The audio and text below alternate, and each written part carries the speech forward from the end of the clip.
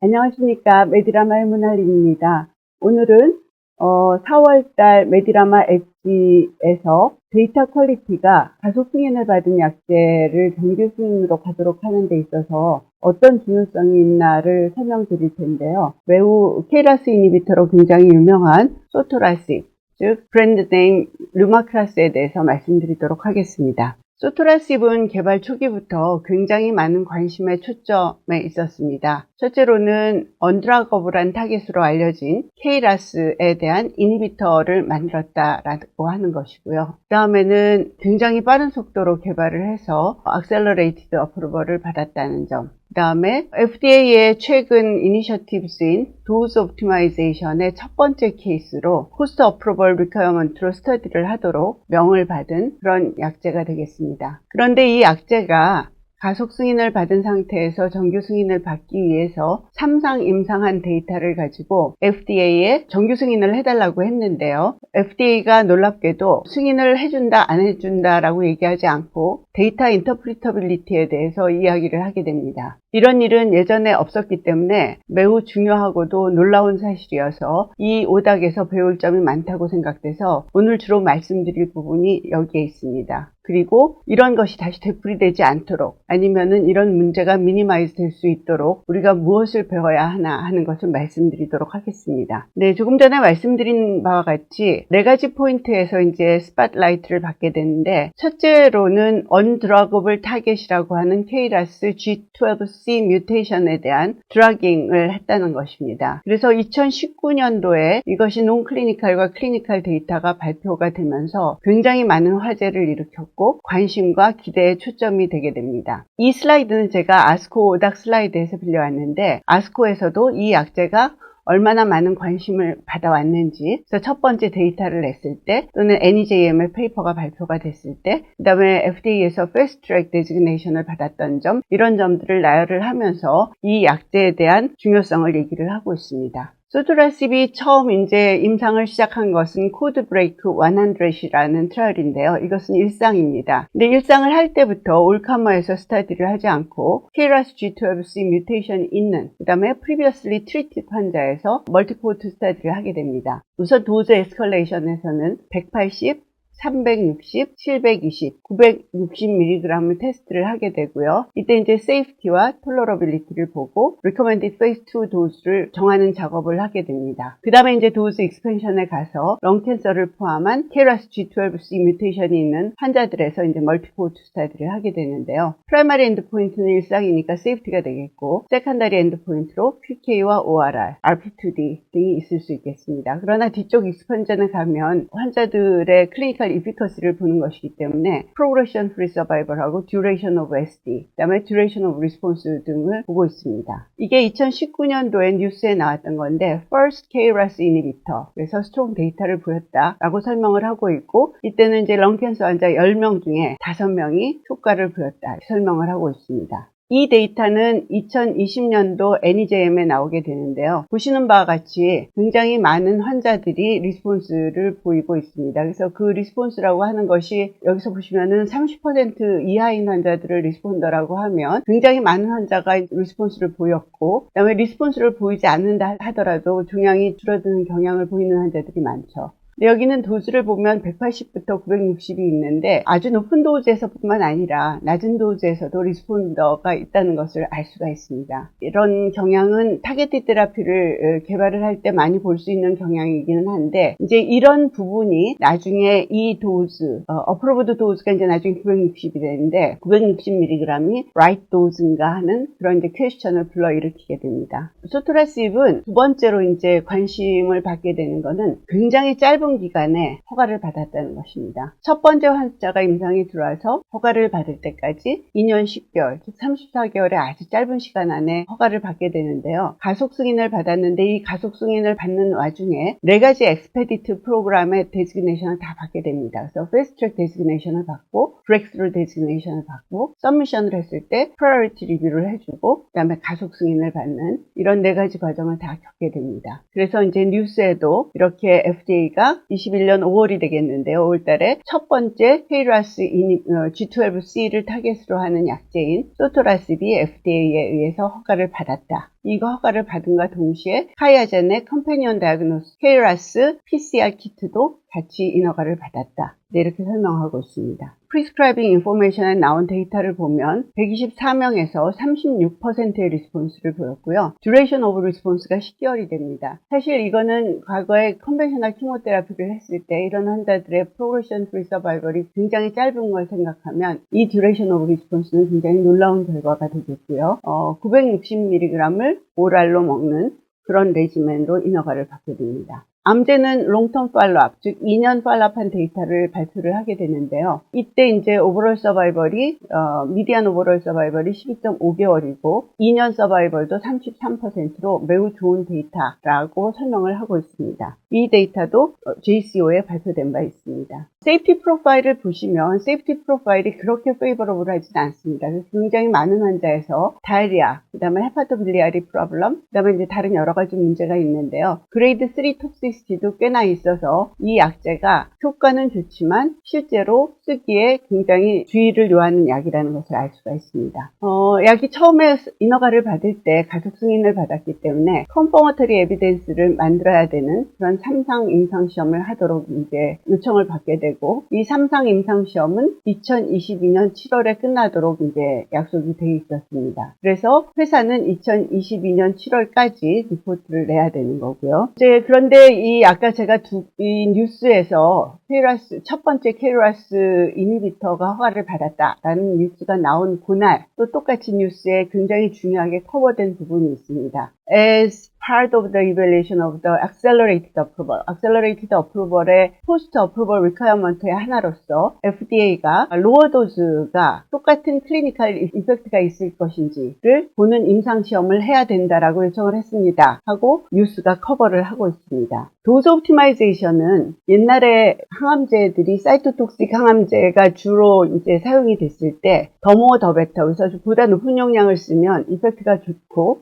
톡시시티는 있지만 이펙트가 더 좋기 때문에 우리가 이제 될 수 있으면 높은 도즈를 써야 된다라는 개념을 가지고 약을 개발을 했었는데 아까 보시다시피 소토라십도 180부터 960mg까지 용량을 올리면서 일상 임상 시험을 했고요. 960mg per day를 recommended phase 2 도즈로 해서 임상 시험을 했기 때문에 approved 도즈가 960인데 사실은 그거보다 lower 도즈도 efficacy가 충분히 있고 safety 프로파일은 더 좋을 수도 있다라는 가정을 하고 FDA가 이런 이제 요청을 하게 되는 것입니다. 그렇게 하게 된 배경을 보시면 180, 360, 720, 960mg을 치료한 임상시험에서 Tmax에서 180이 조금 빨리 리치되는 거를 제외하고는 Cmax나 AUC, 그 다음에 half-life가 모든 도즈에 거의 동일하다라는 것을 볼 수가 있습니다. 다시 말해서 FDA가 960이 180보다 반드시 좋아야 되는 PK 백그라운드가 있는가라는 것에서는 아닐 것이다 라고 판단을 하고 있고요. 그 다음에 클리니컬 이피커스는 어떠냐 하고 보면은 여기 보시면 960으로 한 요 데이터는 이제 46%인데 여기 보시면 180mg로부터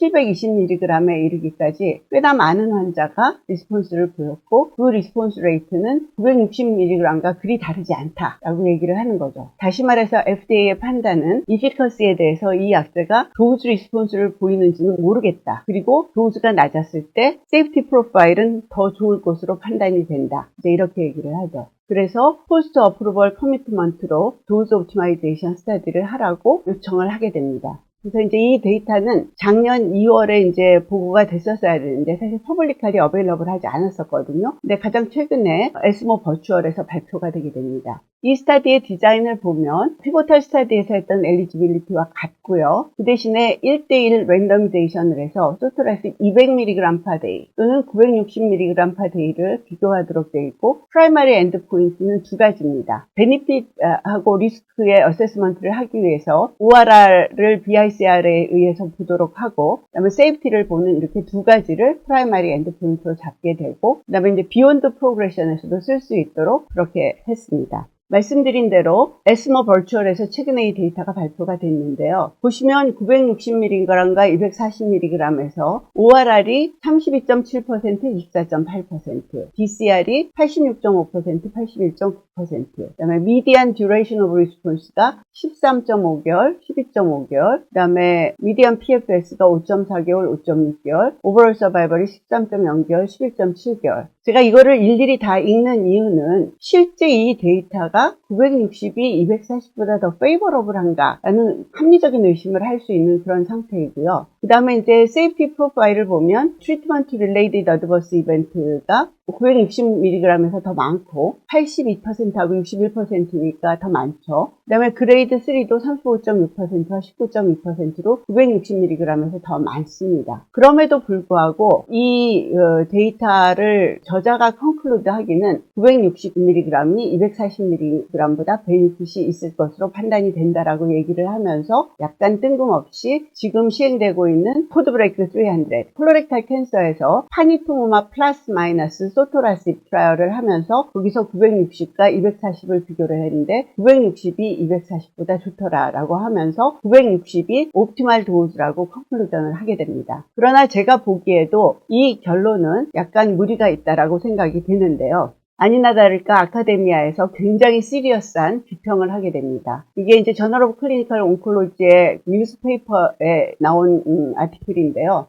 온콜로지스트가 한 말이 일단 여기 PK를 보십시오. 240mg과 960mg을 쓴 데이터입니다. 만약에 이것을 가려놓는다면 어느 게 240이고 어느 게 960인지 알 수가 있을까요? 라고 질문을 던집니다. 실제로 이 그래프는 겹쳐 놓아도 같을 정도로 굉장히 비슷한 그래프가 되겠죠. 이런 PK 백그라운드를 갖고 아까 클리니컬 리스폰스 내지는 클리니컬 베니핏으로 돌아가 보게 되면 그 결과가 사실은 차이가 없다는 것을 여러모로 증명을 해주는 결과라고 할 수가 있을 텐데요. 그래서 이것을 비평을 한 분이 이제 설명하기를 지금 현상적으로 FDA가 작년 말에 레귤러 어프로벌을 거절했습니다. 그래서 암제는 새로운 데이터를 만들어야 됩니다. 그러나 960mg의 허가는 유지되고 있습니다. 저는 동의할 수 없습니다. 그리고 FDA가 보다 투명하게 960을 왜 유지해야 되는지를 설명하지 않고 유지하는 것은 무리가 있습니다. 라고 얘기를 하면서 온콜로지들은 임상에서 아마도 240mg을 쓸 가능성이 높을 것입니다. 라고 기술하고 있습니다. 제가 법제기관에 대한 이해를 조금 설명을 하자면 FDA 입장에서 그렇다고 해서 이 레이블을 960에서 240으로 바로 바꿀 수가 있는가 하는 거는 퀘스천이 있다고 생각합니다. 왜냐하면 960이 240보다 좋지는 않으나 그렇다고 240이 960보다 더 좋은가 하는 퀘스천 는 있어요. 그런데 이제 이게 만약에 포스트 어프로벌 리퀘어먼트가 아니고 지금과 같이 가이던스가 밝혀진 상황에서 이런 일이 생겼다라고 하면은 실제로는 어떤 일이 일어났을 거냐 하면은 삼상을 하기 전에 또는 피보탈 스타디를 제출하기 전에 240과 960에 대한 비교를 한 다음에 240이 as good as 960이라고 했으면 아마도 그 다음 트라이얼은 다 240으로 했을 것입니다. 그런 것을 감안하면 이 아규먼트가 틀리지는 않은데 FDA가 약간 이제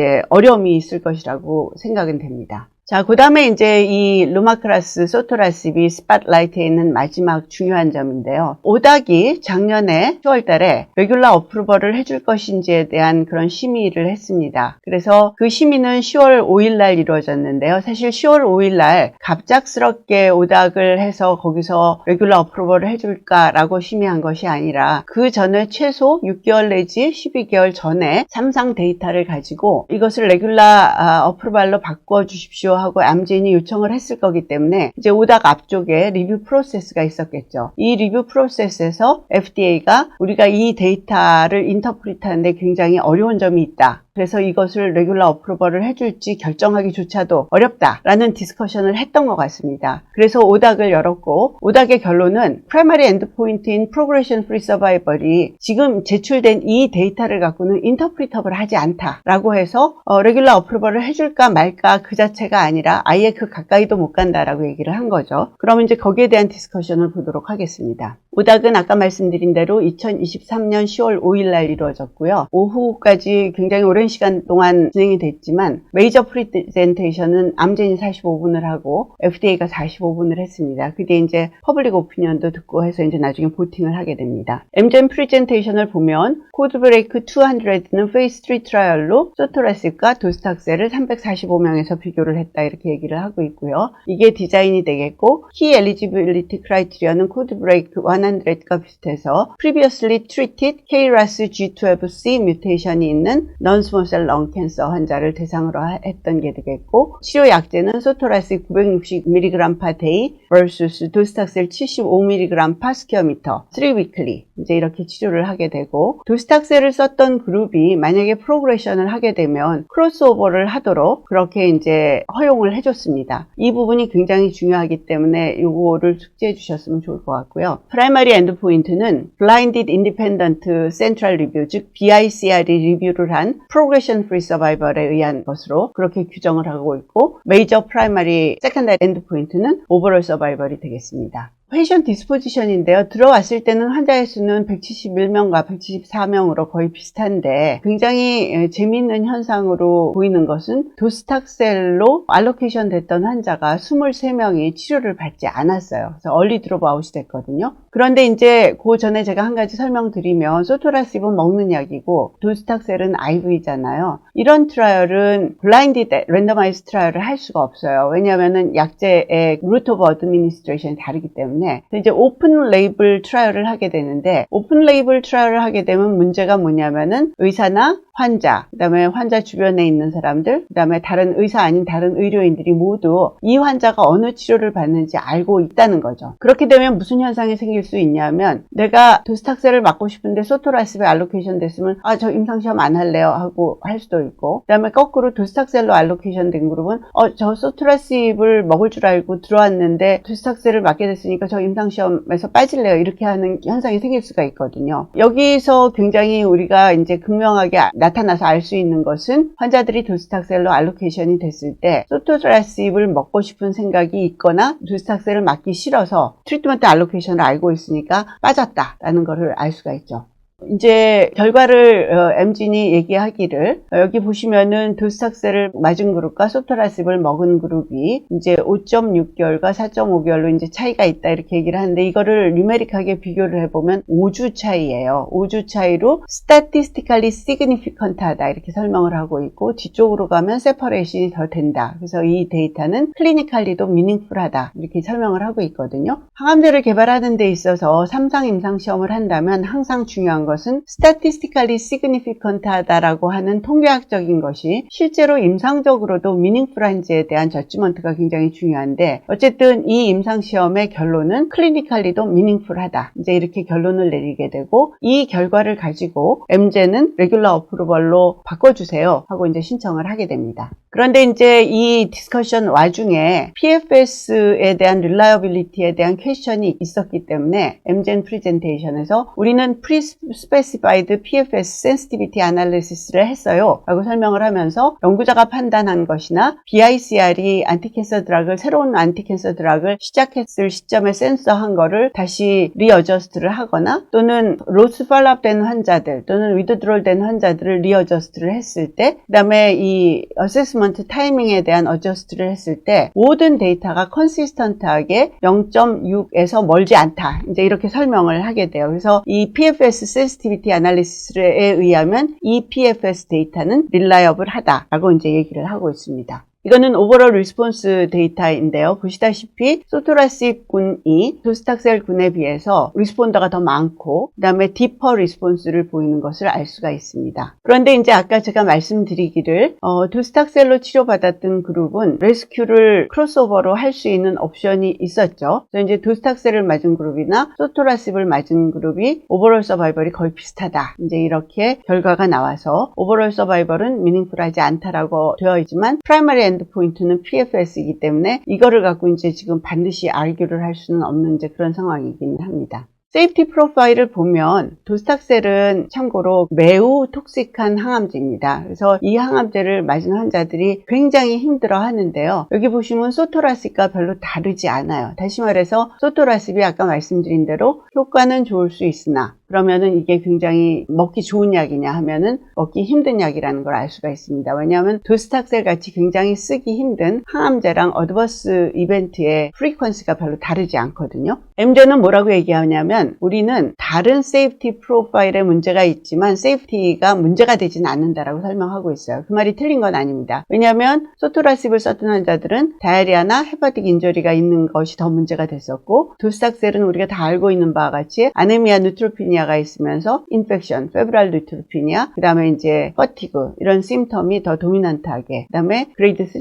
이상이 많이 생기는 이제 그런 부작용을 갖고 있는데, 어쨌든 세이프티 프로파일이 다르긴 하지만 이것이 문제가 되지는 않는다고 이제 설명을 하고 있습니다. 그리고 헤파토톡시시티가 문제는 있으나 우리는 도즈 인터럽션이나 도즈 리덕션 또는 코르티코스테로이드를 씀으로써 매니지를 했고, 메디안 듀레이션 오브 이벤트, 다시 말해서 이 헤파틱 엔자임이 올라가는 날짜는 미디안 22일이었다. 이제 다시 말해서 매니지업을 하다라는 것을 강조를 하고 있습니다. 그런데 이제 이게 제가 FDA 슬라이드 뒤에 있는 것을 앞으로 끌어왔는데요. 여기 보시면은 이제 뭐라고 돼 있냐 하면은 코드브레이크 200를 보면 시스테믹 바이어스가 여러 가지 있는 것처럼 보입니다라고 이제 설명을 하고 있어요. 시그널 1은 asymmetric early dropout. 그래서 도스닥셀군에서 굉장히 early dropout이 많다. 아까 제가 보여드렸죠. 환자 디스포지션에서 23명이 early dropout이 됐고, 그 다음에 설명을 드릴 텐데 인베스게이터 이미지 어세스먼트를 보니까 소토라십을 페이버링 을 하는 경향이 있다. 그 다음에 연구자 판단에 의해서 얼리 크로스오버를 해서 BICR이 어세스먼트 할 기회가 없어서 이것에 영향을 미쳤다. 그래서 이제 이렇게 얘기를 하는데요. 그것 때문에 MGen에서는 우리는 얼리 드롭아웃, 그 다음에 이제 BICR 어세스먼트 앞에 컨퍼메이션 오브 프로그레션을 저지하는 데 있어서 문제가 없었음. 그 다음에 연구자와 BICR 간에 디스크레판스가 있는 것을 자기네들이 어떻게 어저스트를 했는지, 그 다음에 이제 다른 트라이얼을 컨덕트 하는 데 있어서 이 데이터가 릴라이어블하게 하기 위해서 어떤 노력을 했고 또 데이터가 어떤가를 설명을 하고 있습니다. 그래서 환자의 캐릭터리스틱이라든지 BICR의 퀄리티 매니지먼트라든지, 그 다음에 센서드 이벤트에 대한 어저스트, 그 다음에 티핑 포인트 아날리시스는 뭐냐면은 월스트 케이스와 베스트 케이스를 다 플렉서블하게 가정을 해서 아날리시스를 하는 거거든요. 제가 슬라이드를 다 가져오진 않았지만 이런 거를 통해서 우리는 우리 데이터가 바이어스를 미니마이즈하게 한 최대의 노력을 했고, 그래서 이 데이터가 인터프리터블하다라고 생각한다라는 설명을 하고 있는 것입니다. MGen 프리젠테이션에 피지션이 한 명 나와서 또 프리젠테이션을 했습니다. 그분도 여러 가지 설명을 했지만 4가지 포인트를 들어서 나는 이 약을 밀어준다라고 설명을 하고 있어요. 그래서 오랄 도징, 먹는 약이니까 좋습니다. 이피커시 충분히 좋아요. 세이프티도 매니저블 해요. 그래서 환자들한테 좋을 거라고 생각이 되고, 이미 많은 환자들이 경험을 해서 이 약을 우리가 어떻게 잘 쓸 수 있는지 알 수 있습니다. 이렇게 설명을 하고 있습니다. 자, FDA 프레젠테이션을 볼게요. FDA는 우선 우리가 well controlled randomized trial이 어떤 것인가에 대해서 잘 알고 있어야 된다. 그러면서 거기에 가장 중요한 거는 바이어스를 미니마이즈 하기 위한 모든 노력을 해야 되고, 그 다음에 이 스터디를 리설트를 어세스함에 있어서 다른 문제가 없는지를 다 파악을 해야 된다. 그런데 지금 코드브레이크 200는 PFS가 임프루브가 됐지만 OS가 디퍼런스가 없는 상황에서 포텐셜 바이어스가 여러 개가 발견이 돼서 과연 이 데이터가 인터프리터블한지가 굉장히 uncertain하다, 이렇게 얘기를 하고 있습니다.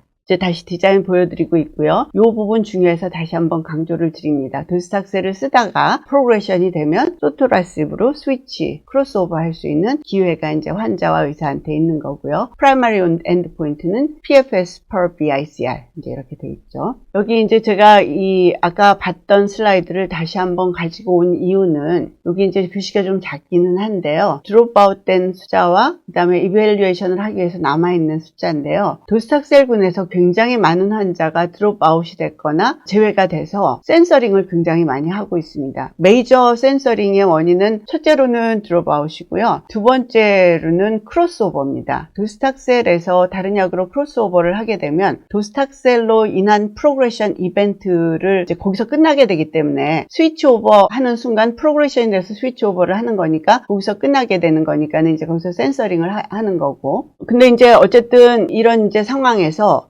실제로 보면은 이제 5.6개월과 4.5개월인데 그게 과연 미닝풀한가? 그러면서 퀘스천으로 내세운 점은 뭐냐면은 이미징 인터벌이 6주인데 도스닥셀 이제 3주에 한 번씩 주니까는 이제 그렇게 해서 6주를 했을 거라고 생각이 되는데, 6주 인터벌로 어세스를 하는데 5주의 차이가 과연 어떤 의미인가 하는 것을 설명을 하고 있습니다. 약을 시작한 다음에 베이스라인 이미징을 한 다음에 첫 번째 어세스를 하고 두 번째 어세스를 하고 세 번째 어세스를 하는데, 예를 들어서 세 번째 이미징에서 PD가 됐다라고 하면 프로그레션 프리 서바이벌은 63, 18이니까 18개월이 될 거거든요. 그런데 실제로 프로그레션이 일어난 날은 이날이 아니고 요 전에 언제라도 될 수 있는 것이거든요. 그래서 설명하기를 아까 5주의 차이가 있다라고 한 것을 워스트 케이스로 모든 환자들에서 프로그레션이 요쯤 일어났다면 차이가 5일밖에 안 날 수도 있다, 이렇게 설명을 하는 거예요. 이제 이 부분이 한 가지가 이제 굉장히 중요한 포인트고요. 그 다음에 이제 confirmation of progression이라고 해서 프로그레션이 됐을 때 크로스오버를 하거나 이제 treatment beyond progression. 그래서 예를 들어서 소토라십을 썼는데 프로그레션이 됐는데 약을 계속 쓴다. 이제 이런 거를 할 때 판단을 어떻게 하느냐인데, 연구자들이 취할 수 있는 옵션은 두 가지가 있었습니다. COP assessment, 그러니까 confirmation of progression을 연구자가 하는 거죠. 이건 이제 3일 이내에 해야 되는 거예요. 그 다음에 BICR은 이거 하는데 10일이 걸려요. 굉장히 많은 의사들이 사실은 이거를 기다리지 않고 3일 안에 결정을 해서 우리 이제 도스닥셀 안 들으니까 소토라십을 쓸게요 라고 이제 판단을 하는 경우가 생겼어요. 그래서 이제 이 기전을 설명을 하고 있고요.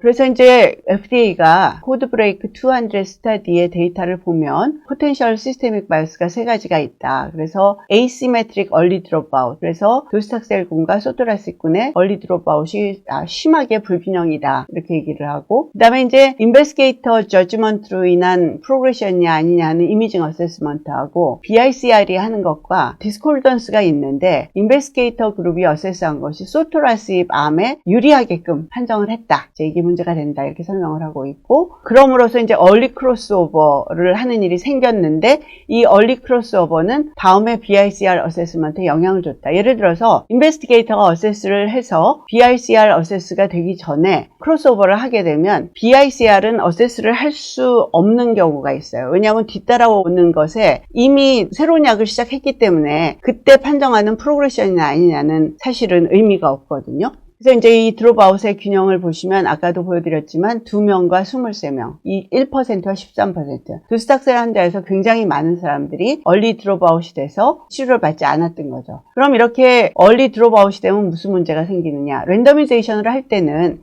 양군 간의 차이가 적게 하기 위해서 스트라타도 놓고 해서 양군이 페어하도록 굉장히 애를 쓰는데, 도스닥셀군에서 뭉텅하고 23명이 빠져나갔기 때문에 랜덤을 한 것이 사실은 의미가 없을 수 있다는 거죠.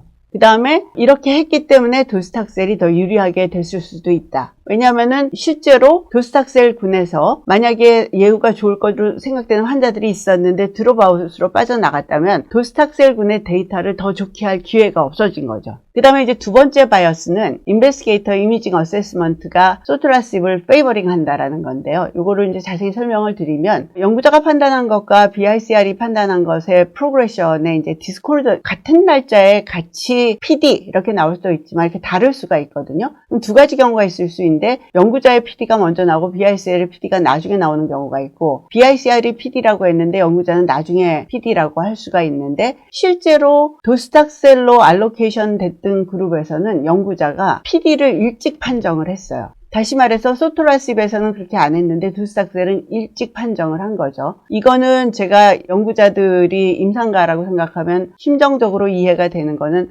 소토라십을 먹이고 싶은데 도스닥셀을 맞고 있는데 조금 상태가 안 좋고 튜머 어세스먼트가 1, 2mm의 차이가 있으면 그냥 PD라고 할 수 있는 플렉시빌리티가 있거든요. 그러니까 이거보다 이제 얼리 PD가 나올 수가 있는 거죠. 그 다음에 소토라십을 썼던 분은 거꾸로 BICR의 PD가 더 많고, 그래서 말하자면 연구자들이 이제 늦게 PD가 됐다라고 얘기를 하는 거죠. 소토라십 맞는 분들은 튜머가 좀 더 커져도 아직 PD 안 됐어요, 이제 이렇게 할 수 있는 플렉시빌리티 안에서 이제 그렇게 설명을 하는 거죠. 이것이 여기 설명하는 Investigator Imaging Assessment Favoring Sotorasib Arm, 그러니까 소토라십 암에 더 유리하게끔 판정을 했다라고 하는 것입니다.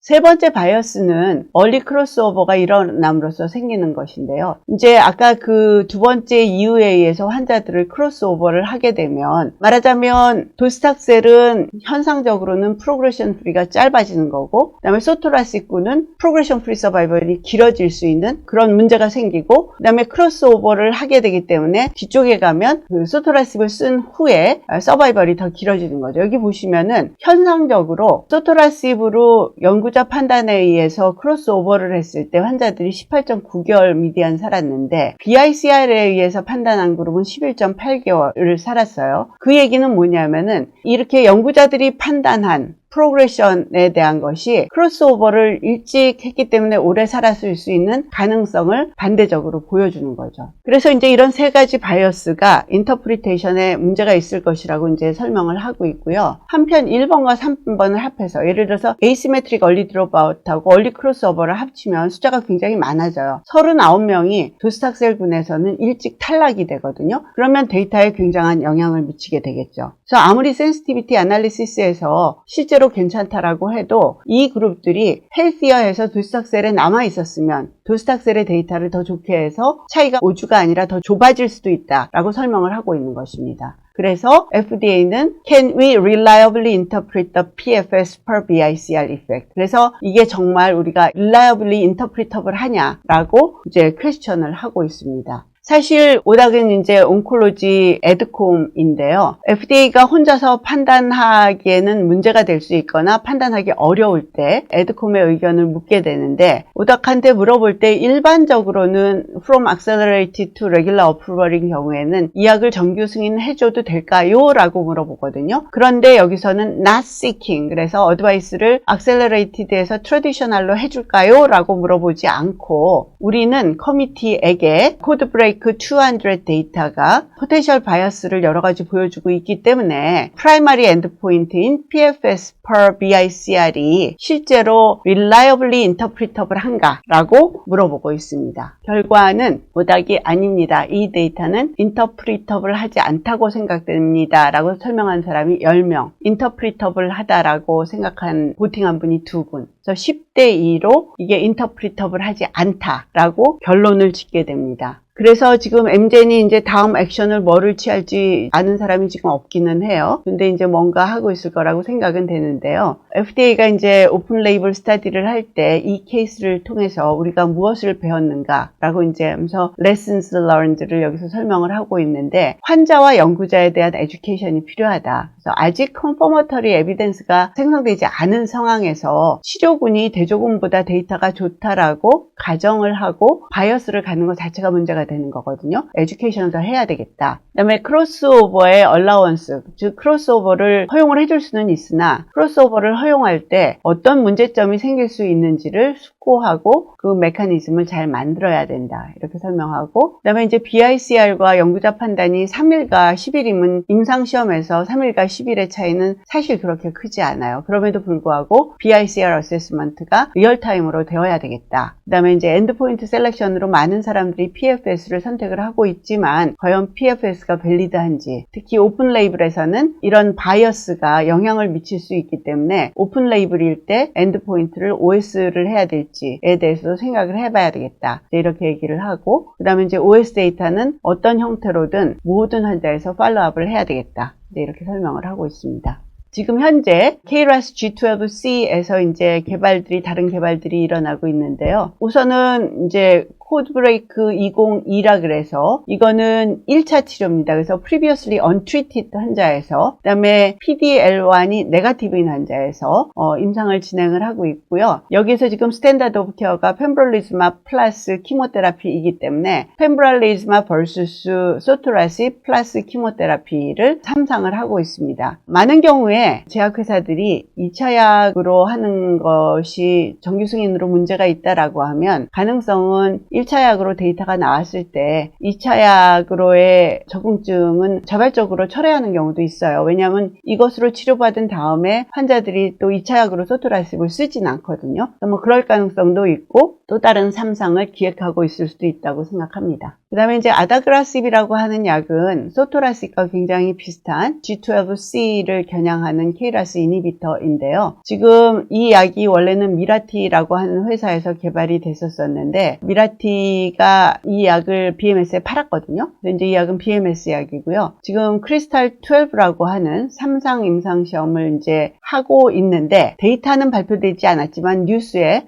3월 말에 크리스탈리스 12 데이터가 프라이머리 엔드포인트를 만났다라고 설명을 하고 있고 디자인은 소토라시가 뭐 거의 같습니다. 그래서 이 데이터가 어떤지, 그다음에 이 데이터 퀄리티가 소토라식과 같은 문제를 갖고 있지는 않은지 하고 보는 거는 중요하다고 생각하는데요. 실제로 이제 BMS도 아마 암젠 케이스에서 많은 것을 배웠을 거기 때문에 이 데이터를 갖고 실제 데이터에 암젠과 같은 문제가 없다라고 그러면 괜찮겠지만 비슷한 문제가 있으면 이제 이걸 어떻게 할지 아마 고민하고 있을 수도 있을 것 같습니다. 그래서 오늘 말씀드린 것을 이제 다시 한번 정리를 하면 소토라십은 굉장히 스팟라이트를 받았던 신약이면서 지금까지도 스팟라이트에서 멀어지지 않고 있어요. 여러 가지 의미에서 좋은 것이든 나쁜 것이든. 그 다음에 이제 이니셜 석세스는 사실 FDA가 많이 도와줬기 때문이거든요. FDA는 신약이 나왔을 때 그 신약의 포텐셜이 좋으면 환자를 위해서 엑스페디티 프로그램을 통해서 약이 빨리 세상에 나올 수 있도록 많이 도와주는데요. 그래서 이제 이런 성공이 FDA 서포트를 받아서 이제 RP2D에 대한 이제 퀘스천이 나오기 시작했고, 그 다음에 이제 3상에 대한 퀘스천이 나온 거죠. 그래서 도즈 옵티마이제이션 스터디가 지금 억셉터블 할 건지. 근데 이제 FDA가 이거에 대해서는 오닥에서 다른 적이 없어요. 그래서 소파 960을 받아들인 게 아닌가라는 생각이 들지만 여전히 아까 말씀드린 아카데미아에서 아규먼트는 기억을 하고 있어야 될 것 같고, 코드 브레이크 200 데이터는 실제로 레귤러 어프로벌로 바꿔줄 건가 라기보다는 데이터 인터프리터빌리티에 대한 아주 인텐스한 디스커션이 있었고, 그래서 이것을 기각을 하게 되죠. 인터프리터블하지 않다라고. 그 다음에 이제 아까 말씀드린 대로 이 제목이 되게 재밌는데요. 포스터 차일드라는 제목을, 그러니까